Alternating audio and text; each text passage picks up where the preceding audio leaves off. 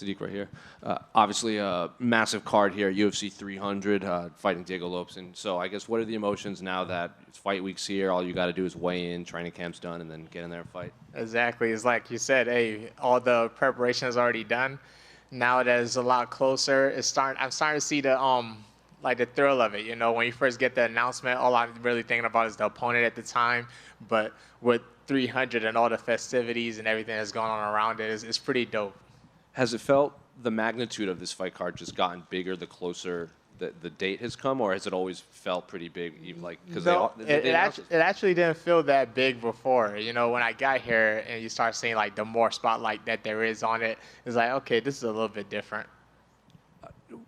Is this, I guess, is this the type of fight card you want to be on, or is it like you just want to fight whoever, whenever, as much as possible? Half and half. Because on one side of my head, I always think as long as the check gets signed at the end of the day, you don't care. But to be honest, for legacy and for when all of this things is over and you look back on it, I will very much appreciate being a part of historical events.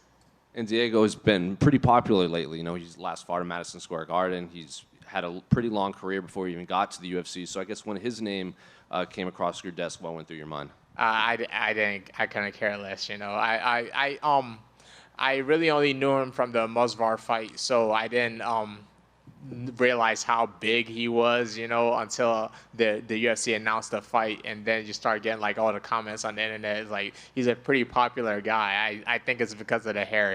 He has very cool hair, so it helps out. Have his fans been nice to you? Because usually when you get like Brazilian and Mexicans, to be honest, the Brazilian and Mexican fans are pretty nice. Surprisingly is the American fans that are like the bad ones. Is the one that speak regular English. Whenever I have to click like translate on like an Instagram or a Twitter post, it's usually relatively fine. It's the ones that just troll you regularly that's a problem.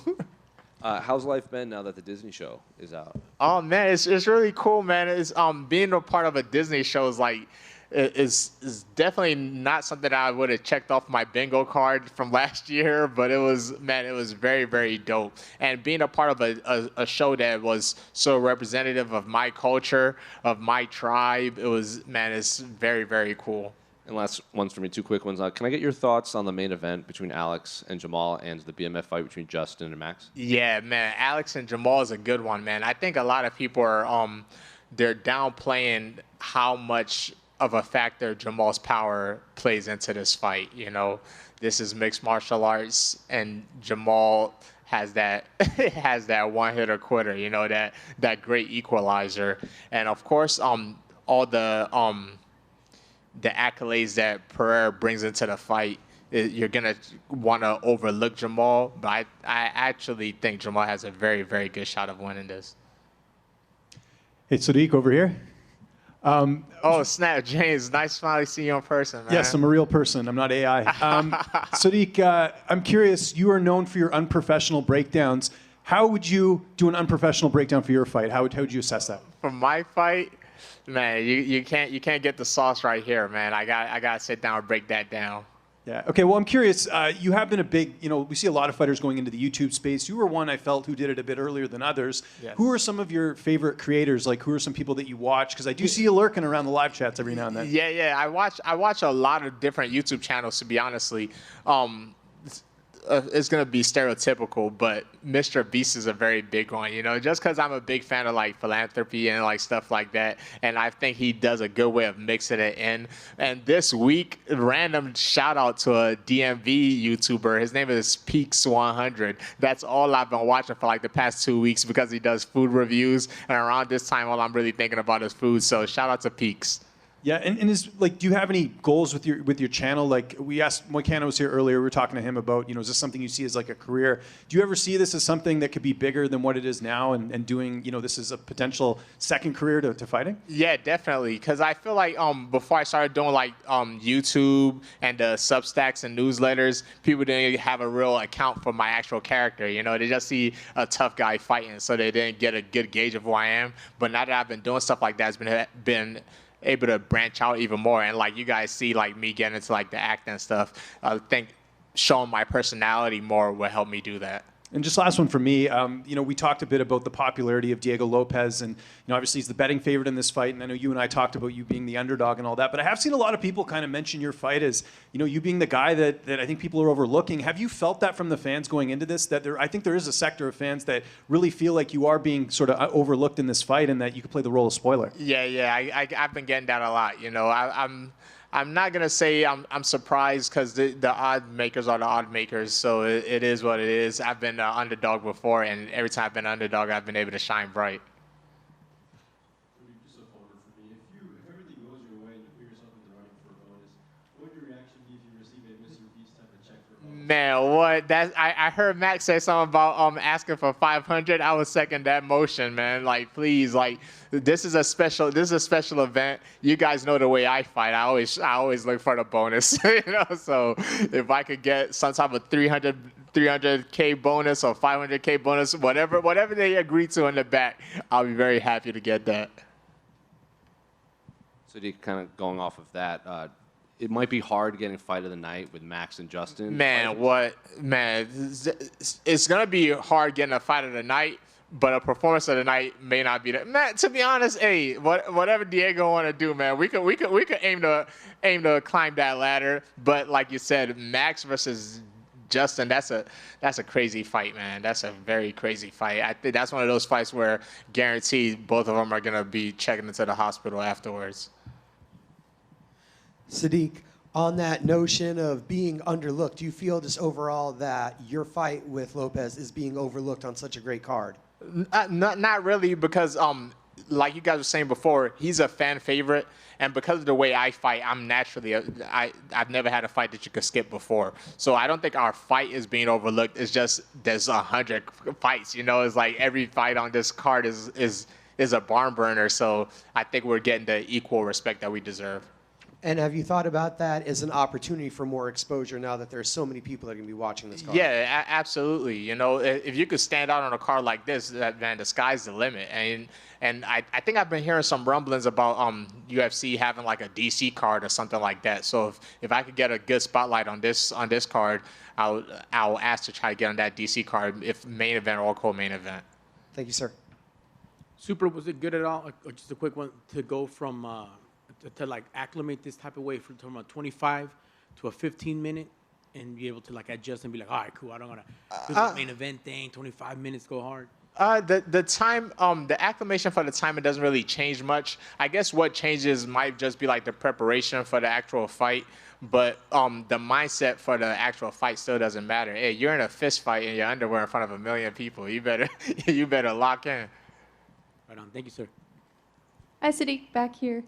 One thing that I really admire about you is you always have a positive attitude. It seems like you're always smiling, Yes. which in this sport is kind of rare because it seems like trash talk and drama is encouraged. But do you think that you can achieve the same level of success without participating in all that trash talk and doing things like what you're doing? Man, that's a great question, man. I actually, the older I get, the more secure I am in just being myself. Because I'm not going to lie to you, that was one of the things that ran across my mind a lot, especially even talking to like teammates and coaches and managers. They always told me sooner or later I would have to play that role. But I'm glad I became secure enough in myself to the point where no matter how my career goes, I'll be happy knowing that I was able to stay myself, And I try to represent my family. I try to represent my mother. I try to represent the people that raised me. And I've always been this guy, If I could leave the room in a positive light, I'd rather do that than try to fake trash talking. And to be honest, man, there are some fighters. GSP was my favorite fighter growing up, He wasn't the biggest trash talker, and he was still able to accomplish a lot of success. So hopefully I won't have to switch up on y'all. And I've been around so long now. If you guys see me playing that role, you'll know it's fake. Nice.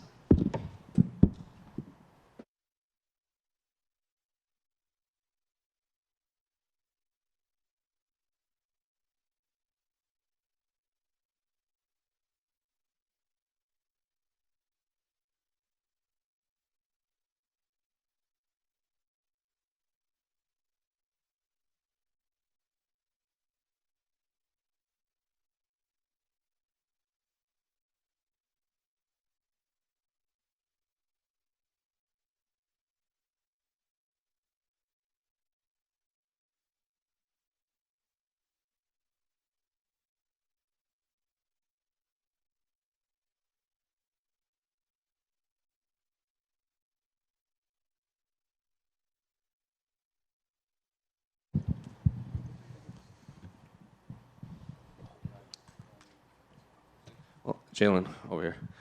Obviously, a big fight week here before UFC 300, when like a milestone event. So I guess what are the emotions now that like hard part's over and you just got to weigh in and then go fight Saturday? Shoot, the hard part hasn't started yet. The weigh-in is the hard part, and then I get to have fun.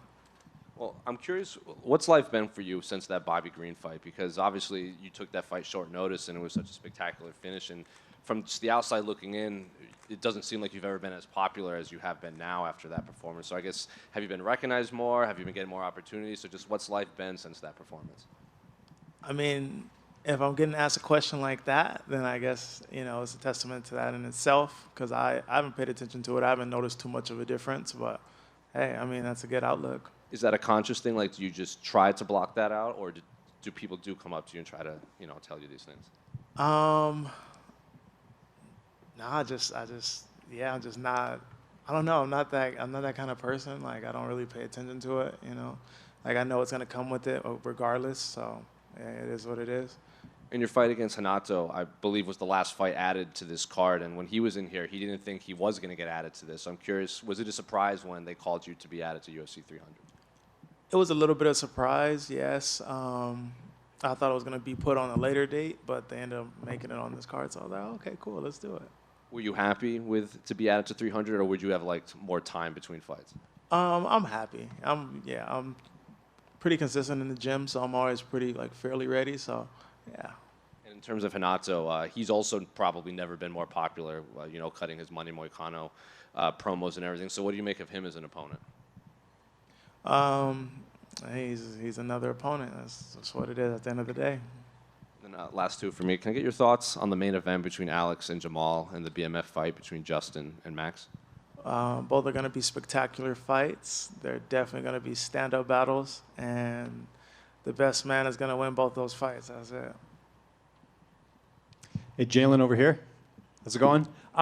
I remember we spoke ahead of this fight. You were talking about how people don't give you enough credit for your striking. Do you feel like this is the exact type of matchup that could really showcase that and remind people, just with the fact that you have knockout power? We've seen Moicano get knocked out a few times. Do you feel like this is a good opportunity, especially on this big card? Nah, I feel like he's going to try to grapple me. He's definitely going to try to nullify my striking in any way, shape, or form he can, and probably drag the fight out. But if he's willing to stand and trade, then I will be there. Absolutely. Well, your ground game's pretty, obviously well established as well. Like, if it does go to the ground, how comfortable do you feel down there? I feel pretty comfortable getting up, and my submission defense feels really on par. I started training jiu-jitsu and the gi again, so I feel good. Everything kind of aligned, So yeah, I'm ready. I'm well versed for this opponent. What about the implications of a victory? Jose just mentioned, how popular Moicano is. Obviously, there's a huge card as well. Is this the type of fight that really gets you, a notable opponent after this? I mean, it seems like the UFC